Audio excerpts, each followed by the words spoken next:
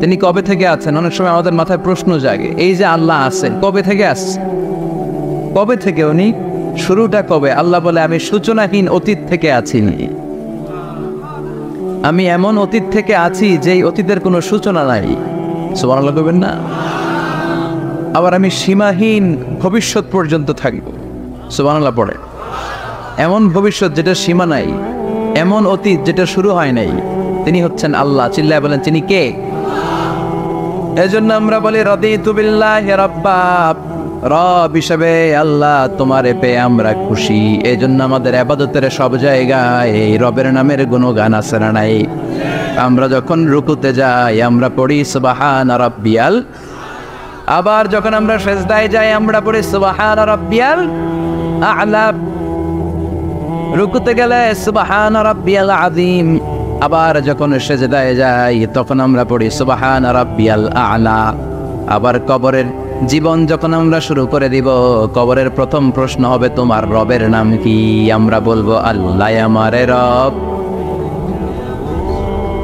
আল্লাহ আমারে রব, এই রবি আমার সব, দমে দমে তনু মনে তারি অনুভব। তোমার দুনিয়াতে আমি যেদিকে তাকাই নতই নেয়ামতে ডুবে আছি সবাই। পাক পাখালির গানে শুনি তসবিহ কলো রব, তসবিহ কলো রব, আল্লাহ আমারে রব, এই রবি আমার সব। সুবহানাল্লাহ, কি অসাধারণ কথামালা! আল্লাহ আমার রব, এই রবই আমার সব। আল্লাহ যদি আমার সাথে থাকে পৃথিবীর কোনো শক্তি আমার থামাতে পারবে না। চিল্লায় বলেন ঠিক কিনা? আর এই রবকে যদি তুমি হারাও, রব যদি আমার বিপক্ষে চলে যায়, পৃথিবীর কোনো শক্তি আমার কোনো উপকার করতে পারবে?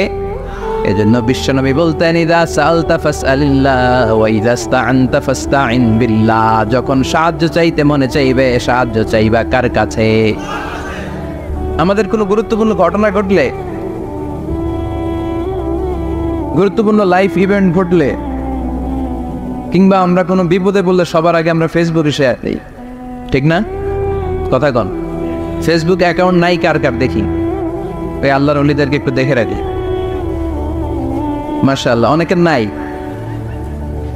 অনেকের ফেসবুক অ্যাকাউন্ট নাই। তো এটার ভালো কাজে লাগানো উচিত। যেটাই আমরা করি এটা যেন ইসলামের পক্ষে যায়, ঠিক কিনা? মিন হুসনি ইসলামিল মারই তানকুহু মা লা ইয়ানিহি। ব্যক্তির ইসলামের সৌন্দর্য হচ্ছে যে অনর্থক কাজ ব্যক্তি করবে না। যে কাজে সওয়াব আছে, যে কাজে কল্যাণ আছে, ব্যক্তি শুধু ওই কাজটা করবে। চিৎকার করে বলেন ঠিক কিনা? অনর্থক কাজ করা ঠিক না, অনর্থক কথা বলা ঠিক না, অনর্থক সম্পদ নষ্ট করা ঠিক না, অনর্থক টাইম পাস করা ঠিক না। কারণ মুমিন জানে মা ইয়ালফিযু মিন কাউলিন ইল্লা লাদাইহি রাকিবুন আতীদ। মুমিনের জিহ্বা দিয়ে যা বের হয় তার প্রতিটি শব্দ পাই পাই করে হিসাব নেবে কে? আমাদের জীবনে অনর্থক কথা আছে না নাই? চায়ের দোকানে বসলে নিমসারে আছে নাকি এগুলা? অপ্রয়োজনীয় আলাপ, নিজেরও কাজে লাগে না, ফ্যামিলিরও কাজে লাগে না, ইসলামেরও কাজে লাগে না, খালি খোসাখুঁজে ঠেলাঠেলি বাড়ায়। এরকম ডাকাত আছে না নাই? অপ্রয়োজনীয় কথা, অপ্রয়োজনীয় কাজও আছে না নাই এদেশে? দেদারসে মানুষ করে বেড়াচ্ছে অপ্রয়োজনীয় কাজ। হুজুরে পাইলে হাজার হাজার ছবি আছে না নাই? এটা অপ্রয়োজনীয় না? হজে গিয়েছিলাম এবার, কমসে কম 10,000 ছবি তুলছে আমার সাথে হাজিরা। অপ্রয়োজনীয়, প্রয়োজন নাই। এসেছে ইবাদত করতে, হুজুর একটা সেলফি। ইয়াং ছেলেপেলারা সেলফি তোলে বেশি। আর বুঝলাম না আঙ্গুল দুটার এরকম করে রাখে। আমি গেলাম এটা কি? হুজুর ইটস গ্যাংনাম স্টাইল। এটা কি? Gangnam style. এরকম বাঁকা করে থাকবে আর এরকম দুটা ছবি তোলে। তো এগুলো অনর্থক।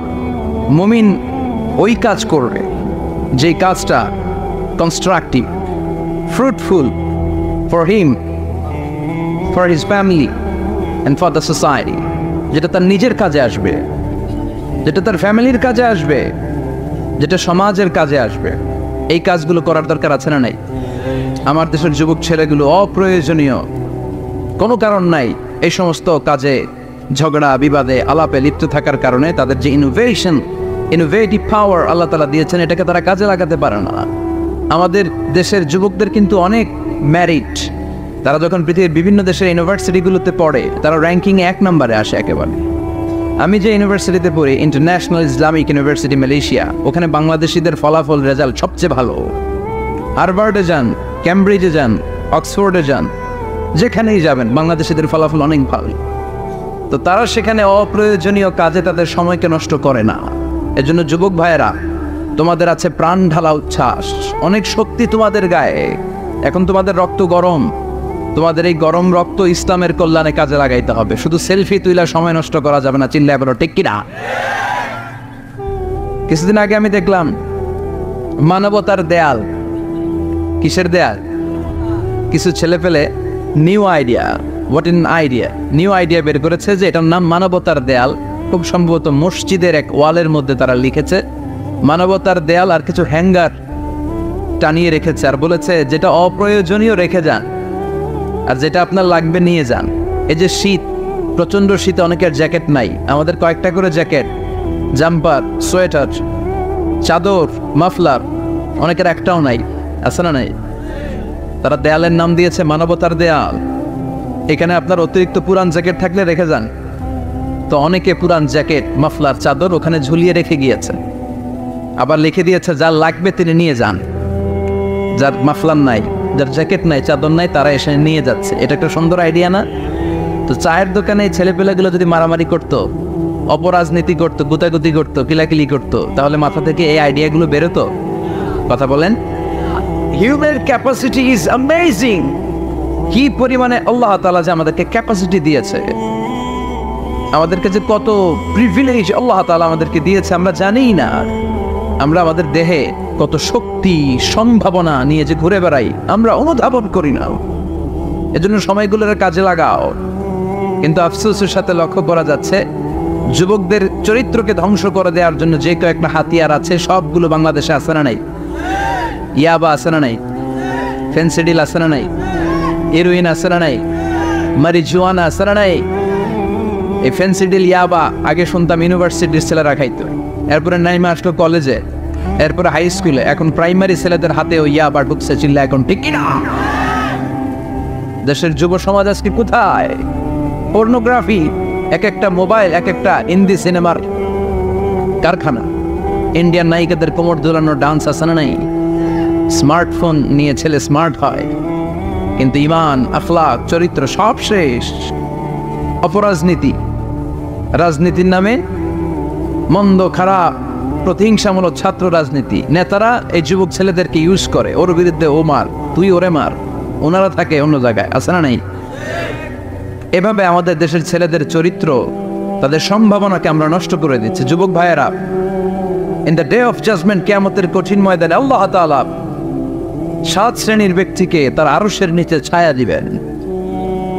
এর মধ্যে এক শ্রেণী হচ্ছে তোমরা যারা যুবক, শাবুন নাশাআ ফি ইবাদাতিল্লাহ। ওই যুবক যারা তাদের যৌবনে, তাদের সময়টা, তাদের দিন, তাদের রাত তারা আল্লাহর ইবাদতে কাটিয়েছে।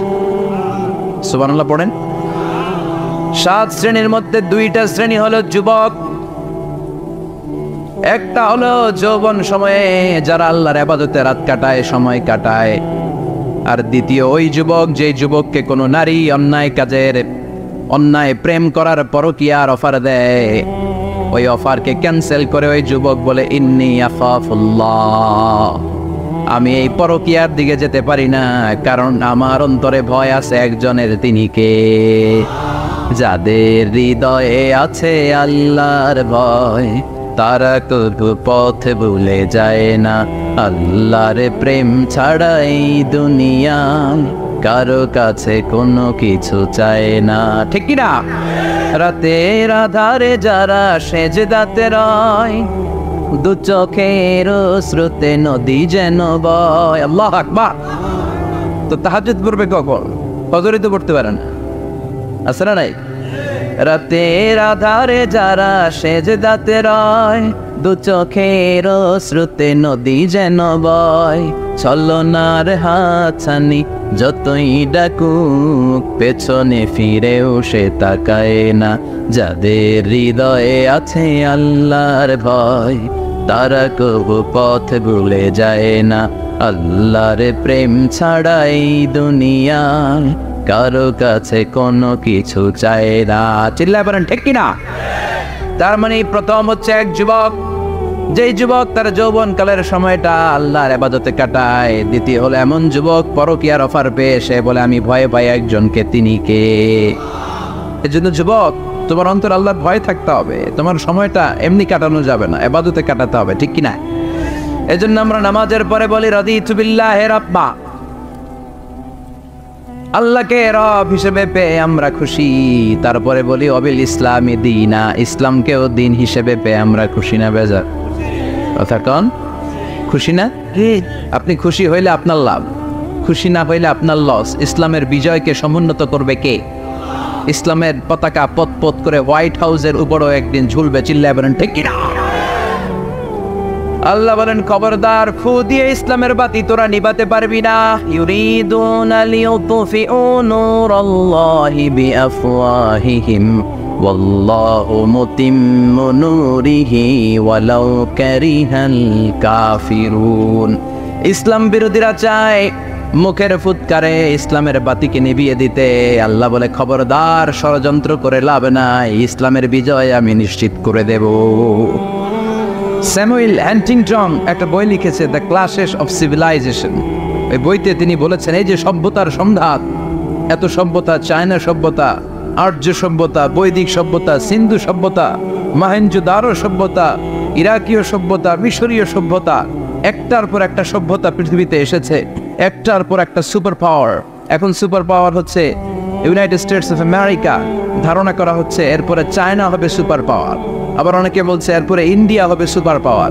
এভাবে একটার পর একটা সুপার পাওয়ার যাওয়ার পরে সর্বশেষ যে সুপার পাওয়ারটা পৃথিবীর বুকে মাথা উঁচু করে দাঁড়িয়ে থাকবে সেটার নাম হচ্ছে ইসলাম।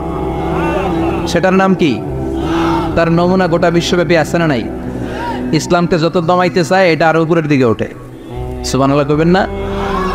ইসলামের বৈশিষ্ট্য হচ্ছে চারা বীজের মতো। চারা বীজ তো আপনারা চিনবেন, নিমসালের মানুষ। বীজ, ইসলাম হচ্ছে বীজের মতো। ইসলামের শত্রুরা ইসলামকে মাটিতে গেড়ে দিতে চায়, কিন্তু ইসলাম হচ্ছে বীজের মতো, চারা বীজ। চারা বীজ মাটিতে গেড়ে দিলে কি হয়? কথা কর, আরো গজিয়ে ওঠে, মাটি ফেড়ে উপরের দিকে উঠে চিৎকার করে বলে ঠিক কিনা? ইসলাম হচ্ছে টিউবের মতো। টিউব, পুকুরে যারা নতুন সাঁতার কাটতে যায় ডুবে যাতে মারা না যায়, টিউব নিয়ে সাগরের মধ্যে নামে। এই টিউবকে যত আপনি পানির নিচে ডুবাতে চাইবেন, টিউব আর উপরের দিকে ভেসে ভেসে উঠে। সুবহানাল্লাহ পড়ে। ইসলামরে তো ওরা চিনে নাই। ইসলাম হচ্ছে চারা বীজের মতো, ইসলাম হচ্ছে টায়ারের টিউবের মতো। এটার যতই নিচের দিকে নামাইতে যায়, এটার বৈশিষ্ট্য হচ্ছে এটার ধাক্কা মারলে এটার উপরের দিকে ওঠে। সুবহানাল্লাহ কইবেন না?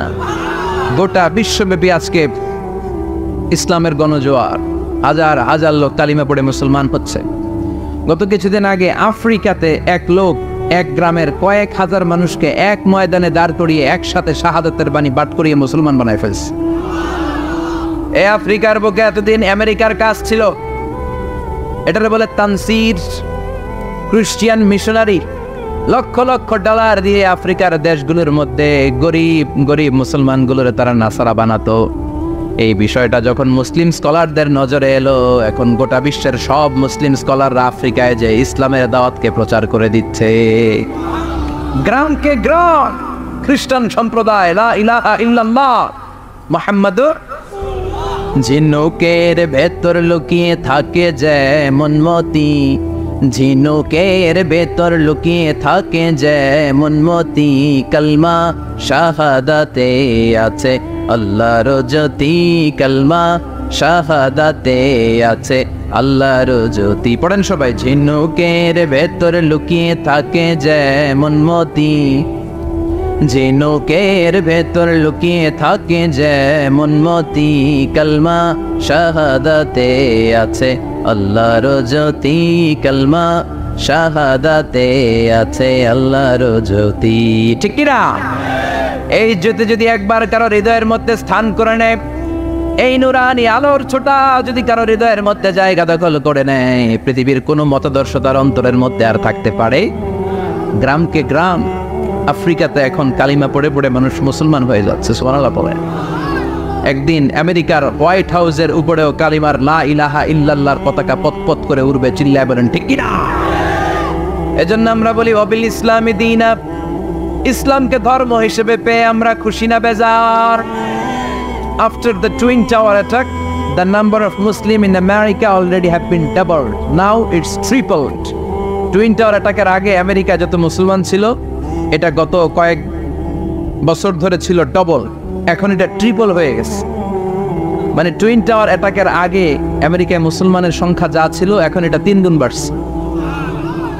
ইউরোপ, আমেরিকাতে মসজিদের সংখ্যা বাড়ছে, দাওয়াতি কাজের সংখ্যা বাড়ছে, এমনকি হার্ভার্ড ইউনিভার্সিটিতে, অক্সফোর্ডে, ক্যামব্রিজের ভেতরে, MIT, Massachusetts institute of technology, সায়েন্সে যারা পড়ে এদের স্বপ্ন এমআইটির ভিতরে ইসলাম ঢুকে গেছে।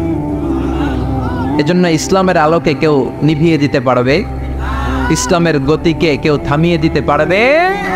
এটা অসম্ভব। এজন্য ইসলামের বিজয় সুনিশ্চিত। আমরা যারা লেগে থাকতে পারবো, আমাদের কপালকে উজালা করে দিবে কে? আর বিরোধিতা যারা করব তাদের সব শেষ, দুনিয়াও শেষ, আখিরাতও আমও শেষ, সালাও।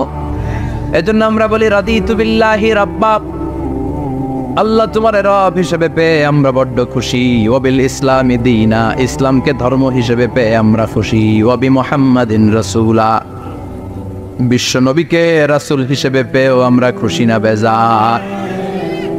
এমন রাসূল, গোটা বিশ্বের শ্রেষ্ঠতম রাসূল, শ্রেষ্ঠতম ব্যক্তিত্ব, যার কাছ থেকে পজিটিভ কোনো জিনিস ছাড়া নেগেটিভ কোনো জিনিস প্রকাশিত হয় নাই। সব ইতিবাচক, always come back positive, not go back negative. সব সময় পজিটিভ বলতেন, পজিটিভ ভাবতেন, পজিটিভ কাজ করতেন। কোনো নেগেটিভ, নেতিবাচক কোনো কিছু বিশ্বনবীর জীবনে খুঁজে পাওয়া যায় না? চিল্লায় বলেন খুঁজে পাওয়া যায়?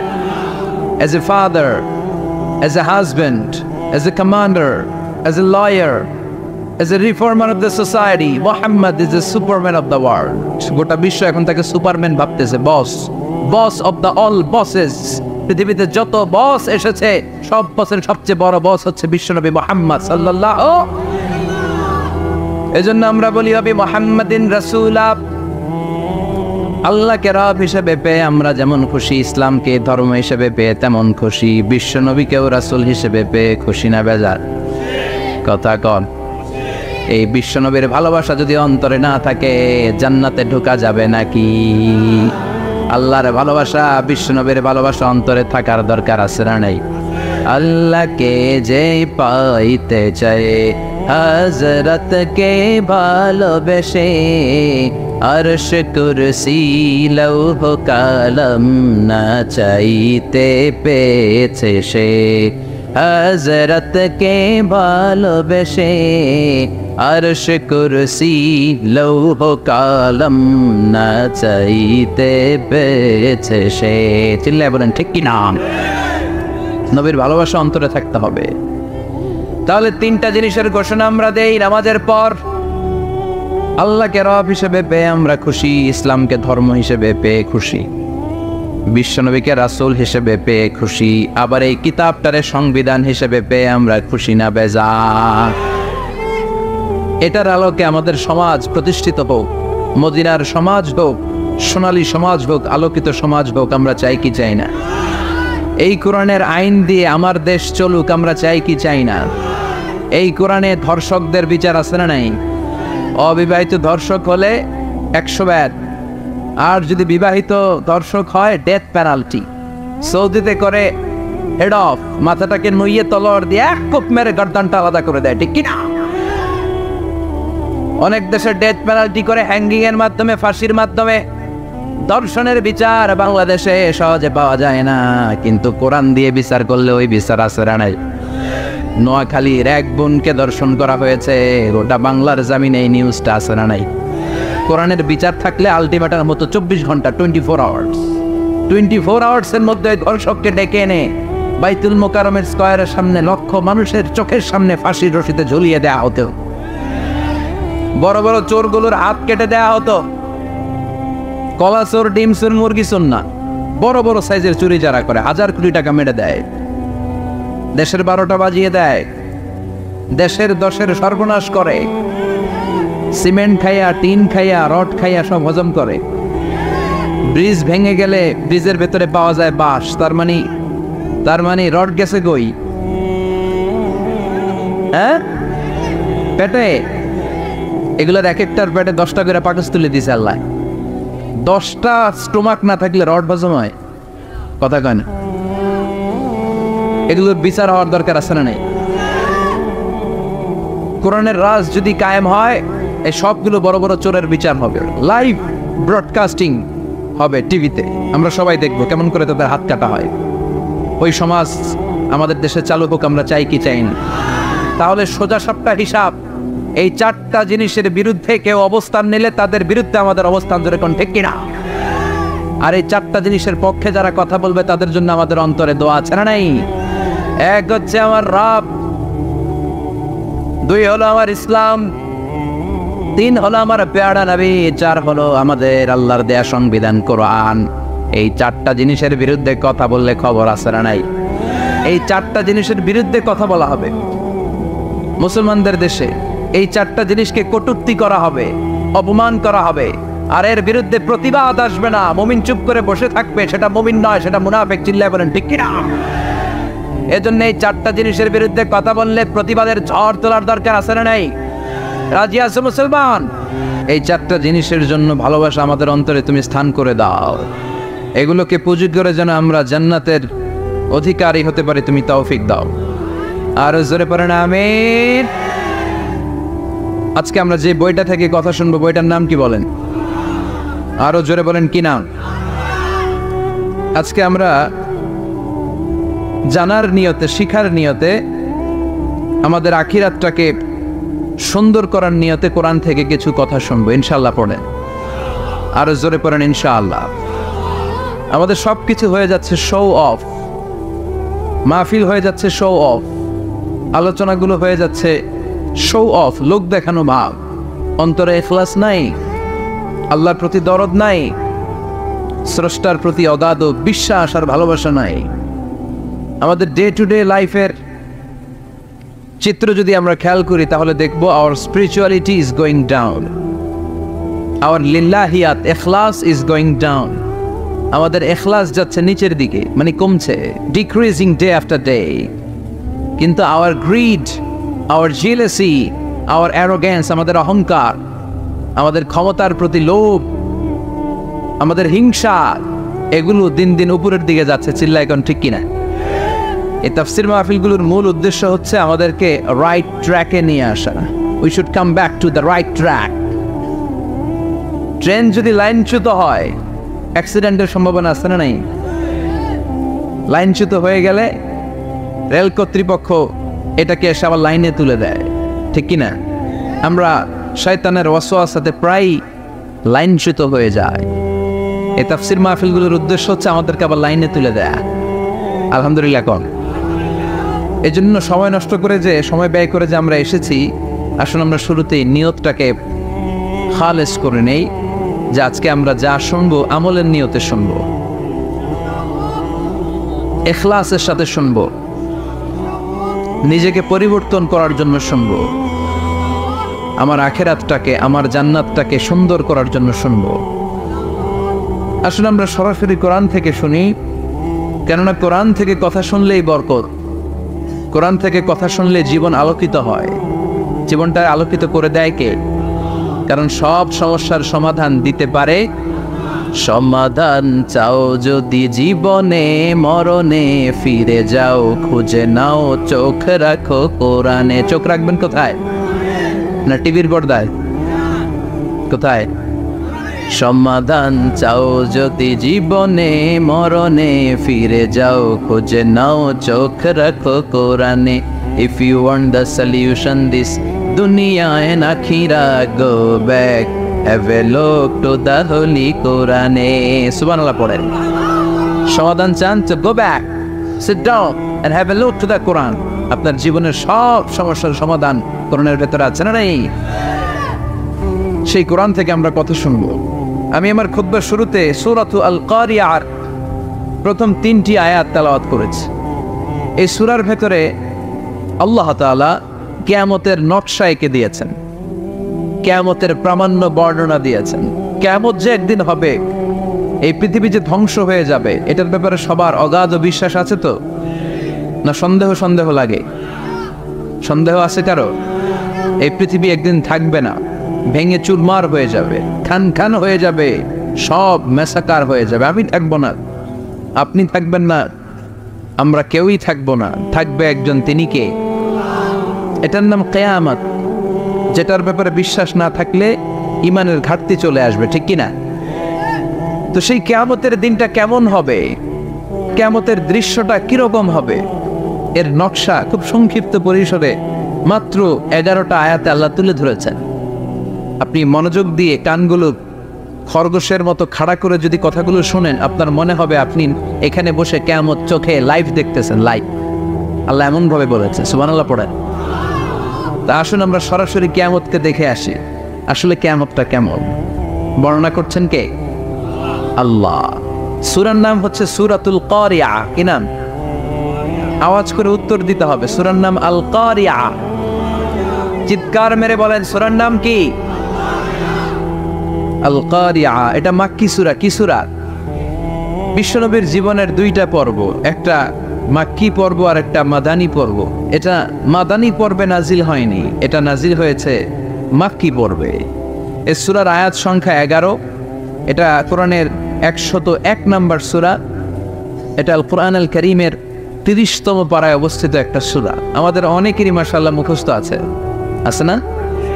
ইমাম সাহেব নামাজে প্রায় পড়ে, অনেকেরই মুখস্থ। শুনতে শুনতে কবে যে মুখস্থ হয়েছে আমাদের নিজেরাও জানি না। সুবহানাল্লাহ পড়ে। কোরআনের ভেতরে খালি বরকত, এটার সাথে লাগলেই বরকত, মসজিদে গেলেই বরকত। মনের অজান্তে আমরা এই সূরাকে মুখস্থ করে ফেলেছি। কিন্তু এই সূরার ভেতরে যে আল্লাহ কিয়ামতের এত চমৎকার নকশা এঁকেছেন, এত প্রামাণ্য বর্ণনা দিয়েছেন, এটা আমরা অনেকে জানিই না। আসুন আমরা এই সূরার আলোকে দেখার চেষ্টা করি যে কিয়ামতটা কিরকম হবে। আল্লাহ একটা শব্দকে এই সূরার শুরুতে 3 বার উল্লেখ করে আমাদের দৃষ্টি আকর্ষণ করেছেন। আল্লাহ tried to draw our attention by mentioning 3 times a word, and that is al-Qari'ah. আল-কারিয়া শব্দটাকে তিনি 3 বার উল্লেখ করে আমাদের দৃষ্টি আকর্ষণ করেছেন। একটা শব্দ 3 বার বললে মানুষের দৃষ্টি আকর্ষিত হয় না? যেহেতু এটা আরব দেশে নাজিল হয়েছে, আবার মক্কায়, মক্কার লোকেরা আরবি বুঝে, তাদেরকে প্রথম বলা হলো আল-কারিয়া, তারা ফিরে তাকালো, কি আল-কারিয়া? আবার বলা হলো মাল-কারিয়া, কি মাল-কারিয়া? আবার বলা হলো ওমা আদরাকা মাল-কারিয়া। আবার তারা ফিরে তাকালো। দৃষ্টি আকর্ষণের জন্য আল্লাহ তাআলা 3 বার এই শব্দটা বলেছেন। এজন্য এই শব্দের একটা সিগনিফিকেন্স, একটা গুরুত্ব, অর্থবহ একটা মানদণ্ড আছে না নাই? আল কারিয়া শব্দের অর্থ হচ্ছে বিকট আওয়াজ। আল কারিয়া মানে কি? কথা বলেন, আরো জোরে বলেন। বিকট আওয়াজ। এই বিকট আওয়াজটা তৈরি করার জন্য আল্লাহ তাআলা একজন ফেরেশতা তৈরি করেছেন, যার নাম হচ্ছে ইসরাফিল। নাম কি? আমাদের মধ্যে অনেকের নাম কিন্তু আমরা ইসরাফিল রাখি, তাই না? ইসরাফিল আছে না নাই? আজরাইল কিন্তু রাখে না, কে ডরে? কেন রাখে না? ভয় পায়। কিন্তু ইসরাফিল আছে, আমার পরিচিত অনেকে আছে ইসরাফিল। তো এই ফেরেশতার পা হচ্ছে জমিনের নিচে, মাথা হচ্ছে আকাশের উপরে। এই ফেরেশতার কাজ হচ্ছে ওই বিকট শব্দ তৈরি করা। উনি একটা সাইরেনের মধ্যে ফু দিবেন, হুইসেল দিবেন, ট্রাম্পেট। ওই ট্রাম্পেটে, ওই সাইরেনে, ওই হুইসেলে ফু দিলেই শুরু হয়ে যাবে আল কারিয়া। মাল ওমা আদরাকা মাল।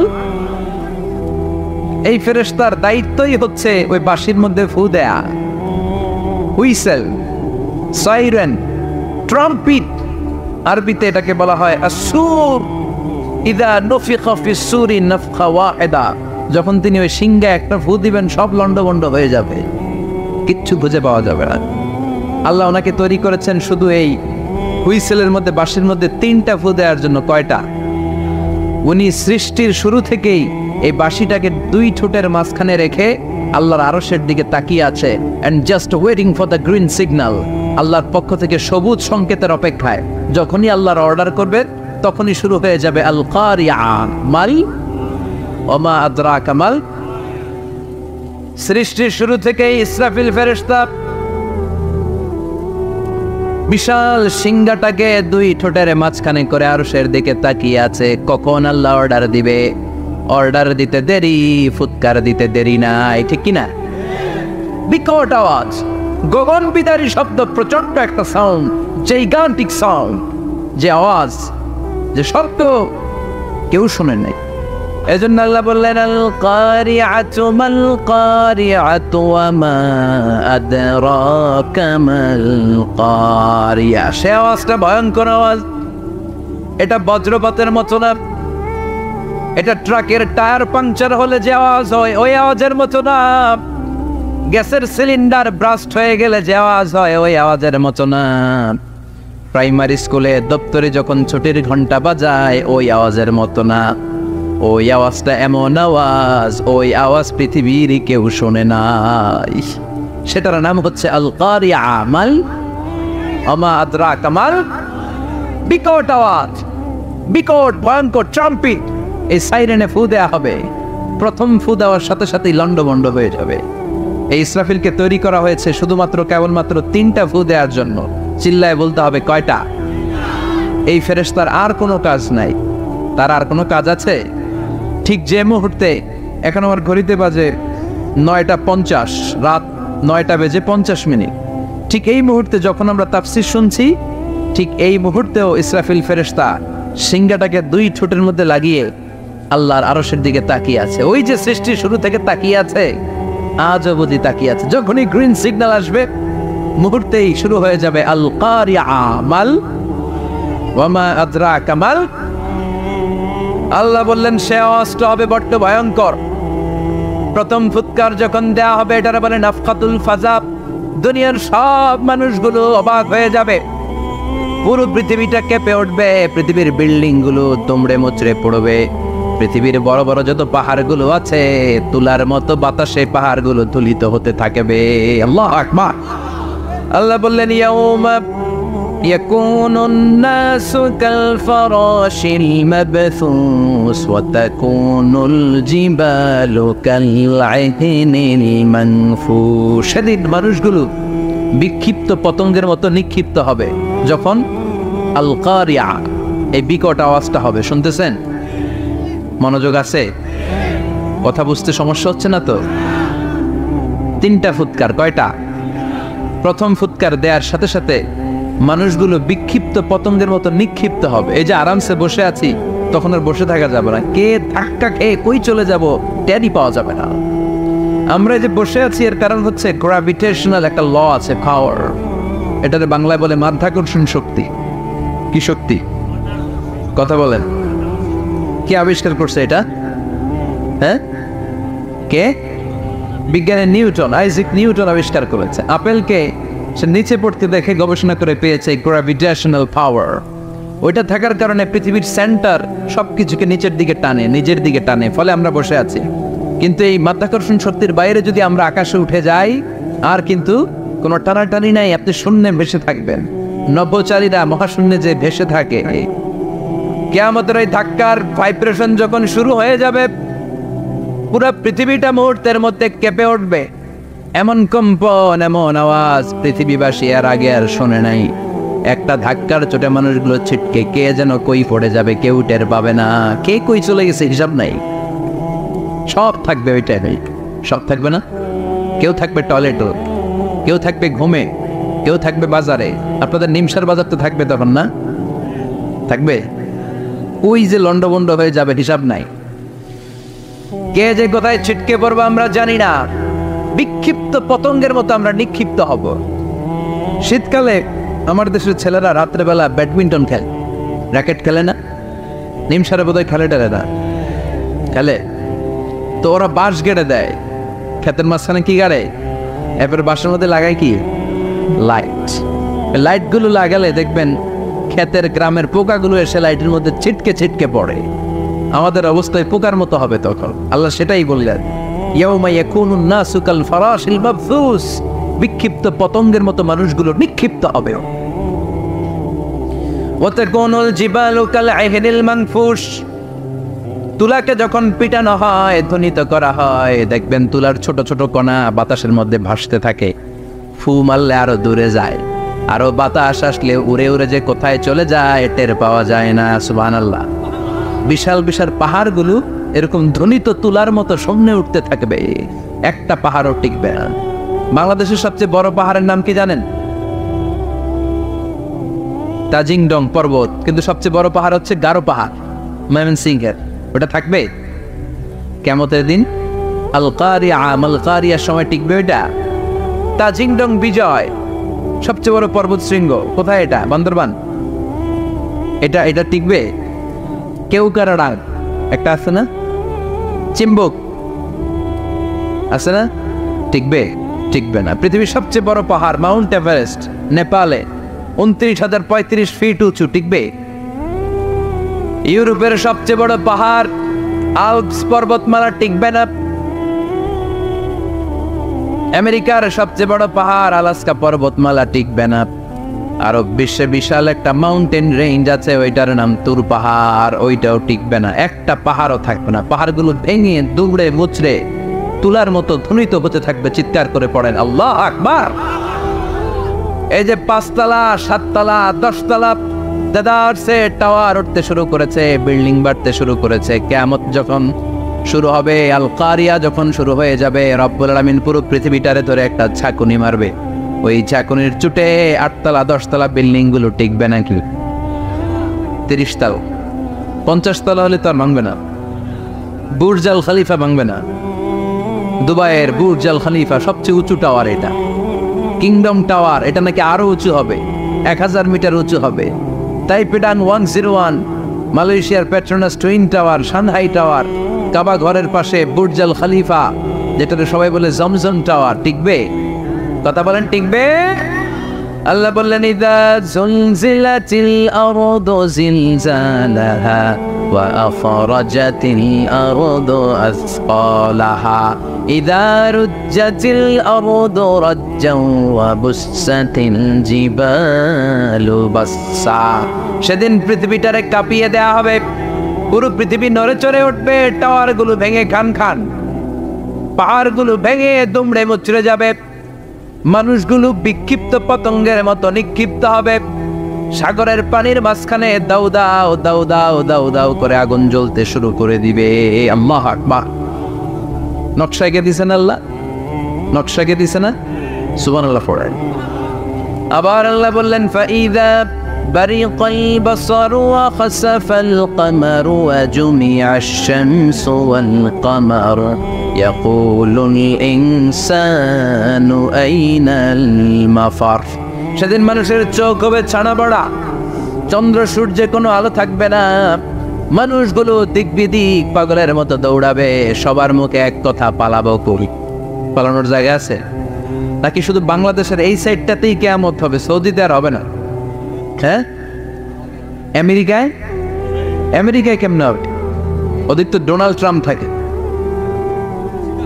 হ্যাঁ, আমেরিকাতেও হবে, জাপানে হবে, ইন্ডিয়াতে হবে, গোটা বিশ্বে একসাথেই কাপাকাপি আর এই ধ্বংসলীলা শুরু হয়ে যাবে। চিৎকার করে বলেন ঠিক কিনা? আল্লাহ বলেন ইয়াউমা নাতবিস সামা কাতাইয়িস সিজিল্লিল কুতুব। আকাশ আর আকাশ থাকবে না। কাগজ যেমনি আমরা এরকম ফোল্ড করে ফেলি, ভাঁজ করে ফেলি, মন চাইলে কাগজকে যেমনি আমরা এরকম হাতের মধ্যে গুটিয়ে নেই, সেদিন আকাশটারে হাতের মধ্যে গুটিয়ে নিবে কে? মানুষগুলো পাগলের মতো দৌড়াবে। কেউ থাকবে টয়লেটে, কেউ হসপিটালে, কেউ মাজারে, কেউ বাজারে, যে যেখানে থাক, শুরু হয়ে যাবে কিয়ামতের এই ভয়াবহ দৃশ্য। দুধের বাচ্চাকে রেখে দিয়ে মা দৌড়ে পালাবে। দুধের বাচ্চা রেখে মা কোথাও যায়?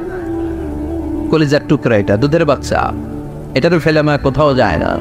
কিন্তু কিয়ামতের ওই ঝাঁকুনির দৃশ্য দেখে, আল কারিয়া মাল ওয়া মা আদরাকা মাল, এই দৃশ্য দেখে দুধের বাচ্চারে রেখে মা দিবে দৌড়। অনেক গর্ভবতী মহিলা থাকবে এই কিয়ামতের সময়ে, যাদের পেটের ভেতরে 2 মাসের বাচ্চা, 3 মাসের বাচ্চা, অপরিপক্ক অপরিণত, বাচ্চাটা এখনো বড় হয় নাই, কোনো বাচ্চার হাত পা এখনো হয় নাই। কিয়ামতের এই ভয়ঙ্কর দৃশ্যটা দেখে জায়গার মধ্যে 3 মাসের অপরিণত বাচ্চাটা ডেলিভারি হয়ে যাবে। আল কারিয়া মাল কারিআ ওমা আদরাকা মাল। পৃথিবীর যখন এইরকম দৃশ্য, আল্লাহ তাআলা ইসরাফিলকে বলবেন, ইসরাফিল তোর তো 3টা ফুৎকার দেওয়ার দায়িত্ব ছিল, দিয়েছে কয়টা? চিল্লায় বলেন কয়টা? এবার আল্লাহ বলবেন এবার দ্বিতীয় ফুৎকার দেয়া। কয় নম্বর ফু দিবে? ওই ফু দেওয়ার সাথে সাথে ইসরাফিল প্রথম ফুৎকার দিয়ে জায়গা মতো এরকমই দাঁড়ায় থাকবে, আবার যখন গ্রিন সিগন্যাল পাবে মুহূর্তের মধ্যে আরেকটা ফু দিয়ে দিবে। ফু দেওয়ার সাথে সাথে পৃথিবীর সব মানুষগুলো মরে শেষ। কেউ থাকবে? থাকতে পারবো আমরা? থাকার জন্য আসছি। একদিন মাটির ভেতরে হবে ঘরে মন আমার, কেন বান্ধ দালান ঘর, প্রাণ পাখি উড়ে যাবে পিঞ্জর ছেড়ে,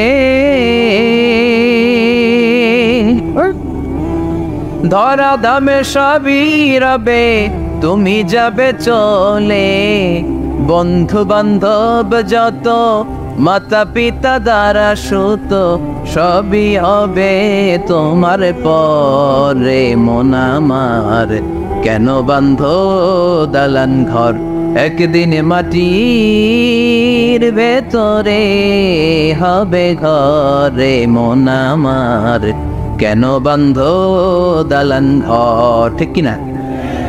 এই গানের কথামালাটা খুব সুন্দর না? আখিরাতের রিমাইন্ডার আমাদেরকে দেয়। এই যে দুনিয়া দুনিয়া, টাকা পয়সা আরো লাগবে, আরো কামাবো, এটাতে আমার হবে না, আরো চাই আরো চাই।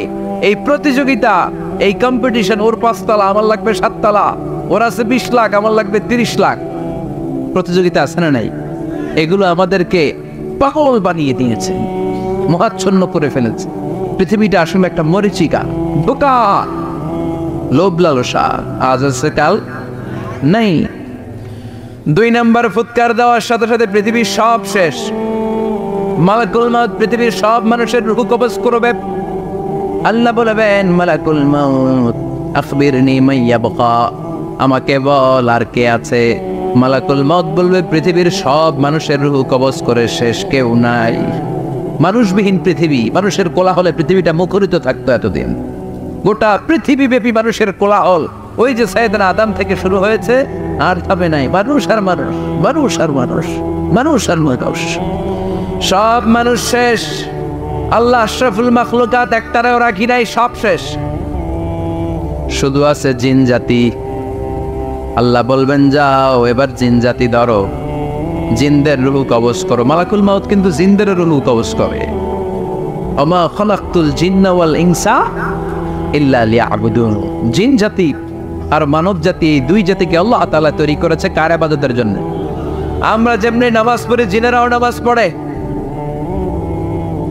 আমরা যেমনি রমাদানের রোজা রাখি, জিনেরাও রমাদানের ফরজ রোজা রাখতে হয়।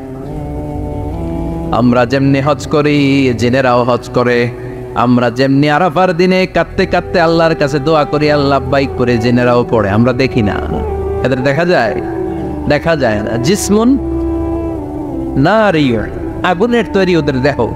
ইয়াতাশাক্কালু বিআশকালিন মুখতালিফা, বিভিন্ন কালার ধারণ করতে পারে, বিভিন্ন রং ধারণ করতে পারে। জিনের সংজ্ঞা হচ্ছে জিসমুন নারিয়্যুন ইয়াতাশাক্কালু বিআশকালিন মুখতালিফা, আগুনের তৈরি এক সৃষ্টি।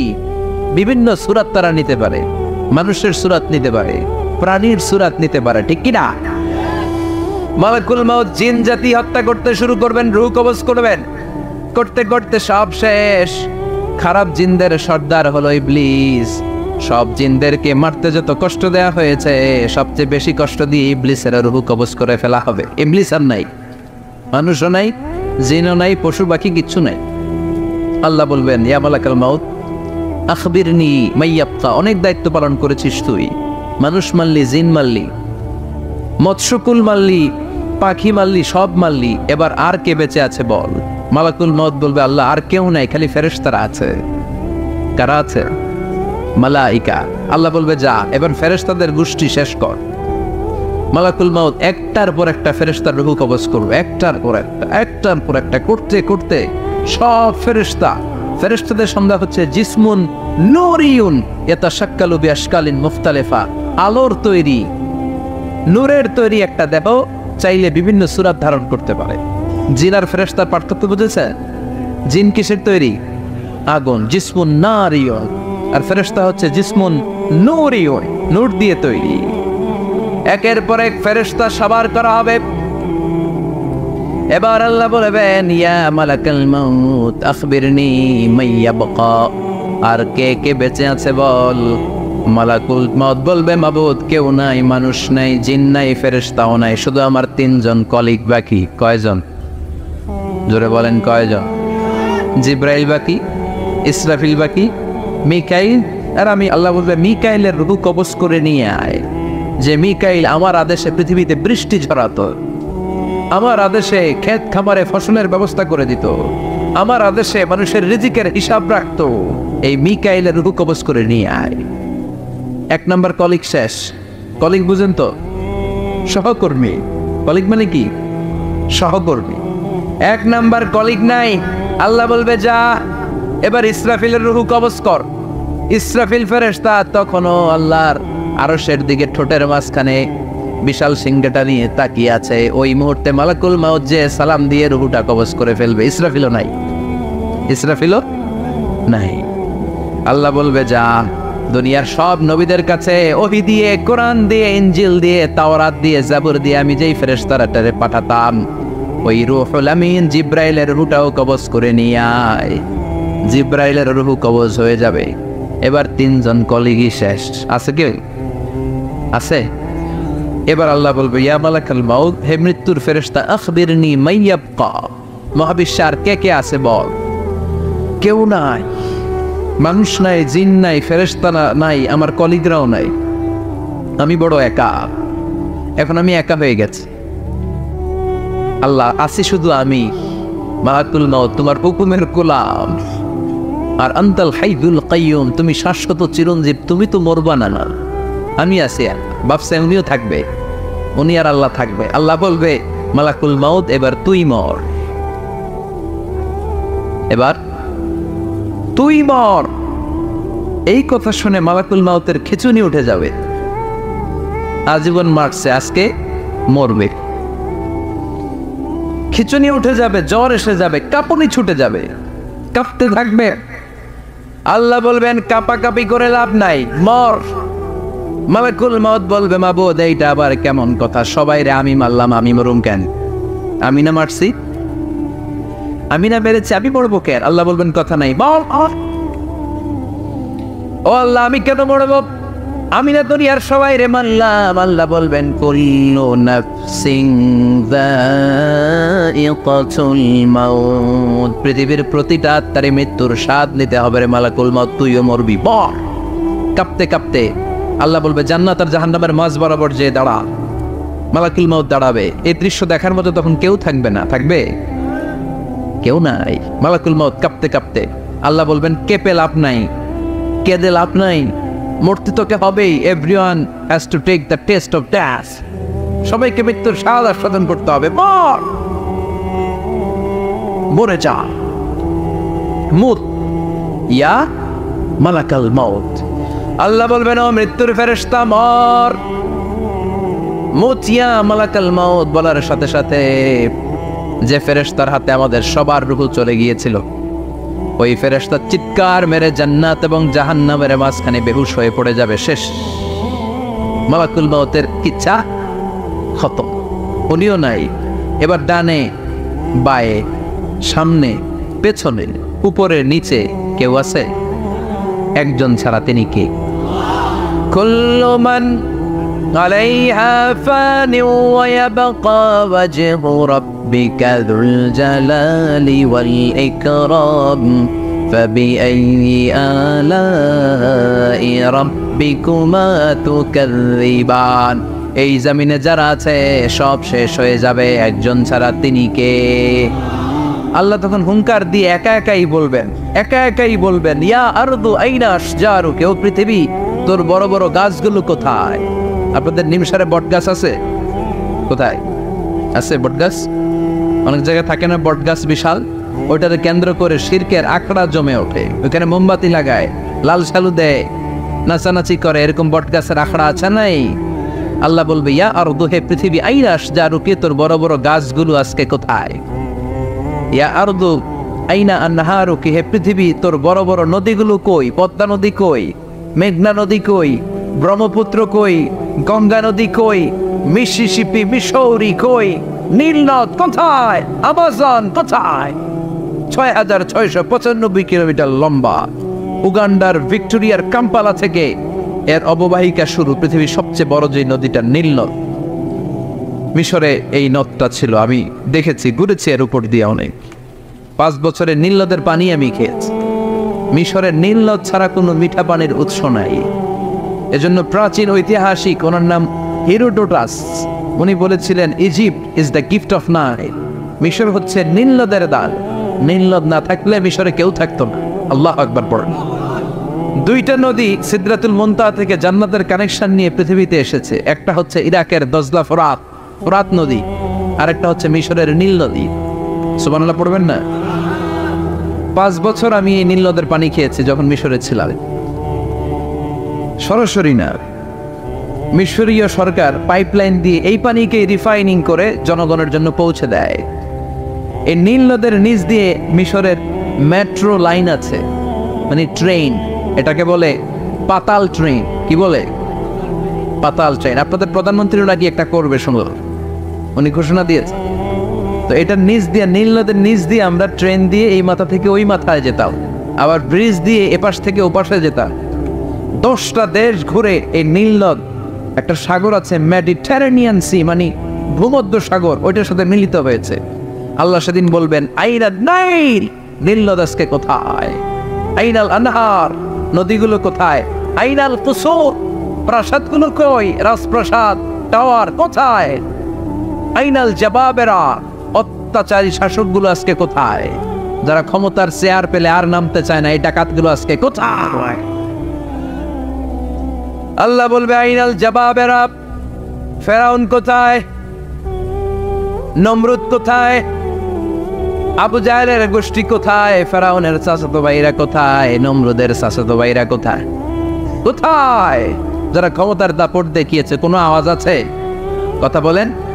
আল্লাহ বলবেন লিমানিল মুলকুল ইয়াউমা লিল্লাহিল ওয়াহিদিল কাহ্হার। লিমানিল মুলকুল ইয়াউম, আজকে ক্ষমতা কার? একটা চিৎকার দিয়ে উত্তর দেন, সেদিন ক্ষমতা কার? Who belongs the kingdom today? আল্লাহ বলবেন আজকে ক্ষমতা কার? ক্ষমতা শুধু একজনের। চিল্লায় বলেন, তিনি কে? আল কারিআ মাল ওয়া মা আদরাকা মাল। ইসরাফিলের সিংহায় ফু দেওয়ার ডিউটি হচ্ছে 3 বার দিতে হবে। কয়বার দিছে? কয়বার মনে আছে? খেয়ে ফেলাইছেন মনে হয়। দিতে হবে মোট কয়টা? দিয়েছে কয়টা? বাকি আছে? ওটা দেয়া লাগবে না? আল্লাহ ইসরাফিলকে রুহু দিয়ে আবার দাঁড় করাই দিবেন। সুবহানাল্লাহ পড়েন। সবার আগে ইসরাফিলকে রুহু দিয়ে দাঁড় করিয়ে দিলে উনি ওনার ডিউটি পালনের জন্য আবার সিংহার মাঝখানে ঠোঁট লাগিয়ে তাকিয়ে থাকবে আরশের দিকে। আল্লাহ বলবে ইসরাফিল এবার 3 নাম্বার ফু দিয়া ডিউটি শেষ কর। সুবহানাল্লাহ। বাড়িতে গিয়া আল্লাহ বলবেন 3 নাম্বার ফুৎকার দে। বলার সাথে সাথে ইসরাফিল সিংহাটা 2 ঠোঁটের মাঝখানে দিয়ে বিশাল আর একটা ফুৎকার দিবে। ওই ফুৎকার দেওয়ার সাথে সাথে মিনহা খালাকনাকুম ওয়া ফিহা নুঈদুকুম ওয়া মিনহা নুখরিজুকুম তারাতান উখরা। ওই ফু দেওয়ার সাথে সাথে পৃথিবীর যেখানে যত মানুষ ছিল সব উঠবে। যাদেরকে স্বাভাবিকভাবে কবর দিয়ে কবরস্থানে রাখা হয়েছিল কবর থেকে উঠবে।